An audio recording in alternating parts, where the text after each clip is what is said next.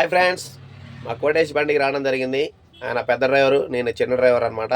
మా ఓనర్ గారు ఎక్కడో ఉండి మమ్మల్ని మాత్రం ఖచ్చితంగా కనిపెడతారనమాట.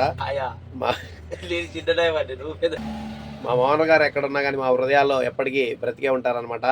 ఈ బండి రూపంలో మా దగ్గరనే ఉంటాడు. ఆ ఓనర్ గారిని కూడా ఈ వీడియోలో యాడ్ చేయడం జరుగుతుంది. చూడండి ఫ్రెండ్స్, దేవరకొండ కోటేష్ తెలుసు కదా మీ అందరికీ. మళ్ళొకసారి జ్ఞాపకార్థం చేసుకొని మనం ఈ వీడియోలో యాడ్ చేయడం జరుగుతుంది అనమాట. ఎప్పటికీ మా హృదయాల్లో కోటేష్ బతికే ఉంటాడు అనమాట. చూపిస్తా చూడండి అందరికీ. సూర్యాపేట రైస్ మిల్లో లోడ్ అవుతుంది బండి. చూడండి బ్యాగ్స్ చిన్న చిన్న బ్యాగులు అనమాట. 25-26 కేజీల బ్యాగులు అనమాట. చాలా హైట్ వచ్చే అవకాశం ఉంది. 36 టన్నులు కాబట్టి 16 టైర్ బండి అనమాట. డెఫ్ఐలో ఒక డబ్బా పోసిన బండ్లో ఉంటాయి, ఇంకో డబ్బా దారిలో పోసుకోవాలన్నమాట. దగ్గర 2 క్యాన్లు పడుతుందని చెప్పేసి అన్నాడు. కాటా పెట్టుకొని బయలుదేరడం జరిగిందనమాట. మా ఓనర్ బండి తోలుతుంది చూడండి.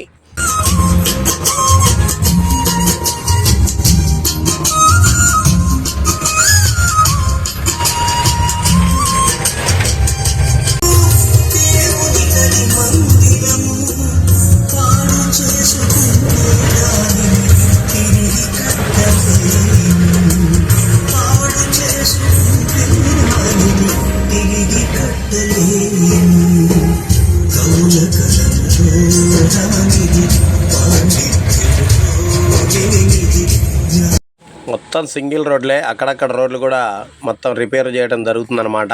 మొత్తం అసలు చూడండి, మధ్యలో దగ్గర వచ్చేసి 3-4 రైల్వే ట్రాక్లు ఉంటాయి అన్నమాట. అటో ఇటో వచ్చేసి గోవా బార్డర్ పాస్ అయినాం. గోవా బార్డర్లోకి వచ్చి మంచినీళ్ళు క్యాన్ పట్టుకొని బయలుదేరడం జరిగింది. మొత్తం ఘాటి సెక్షన్ ఘాటి దిగుతుందన్నమాట. బండి కొంచెం డేంజర్ అనమాట. కటింగ్ల కాడ బండి సెంటరింగ్ చేసుకొని జాగ్రత్తగా దింపాల్సిన పరిస్థితి అనమాట. లేదంటే ప్రమాదం జరిగే అవకాశం ఉంటుంది. నైట్లో వచ్చేసినాం గోవాకి. అన్లోడ్ అయినాక మళ్ళీ చేస్తాను ఫ్రెండ్స్.